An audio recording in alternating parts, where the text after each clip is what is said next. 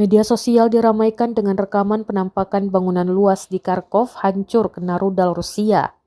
Rekamannya beredar di Telegram pada Sabtu 22 Juni 2024. Dalam keterangan unggahan disebutkan, akibat kebrutalan angkatan bersenjata Rusia, bangunan yang dihuni warga sipil dan sebuah rumah sakit Direktorat Utama Kepolisian Nasional Ukraina di wilayah Kharkov telah hancur.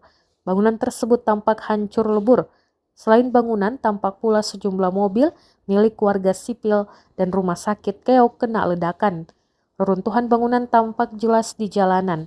Polisi setempat segera melakukan evakuasi dan memastikan tak ada lagi korban jiwa yang berada di bawah reruntuhan.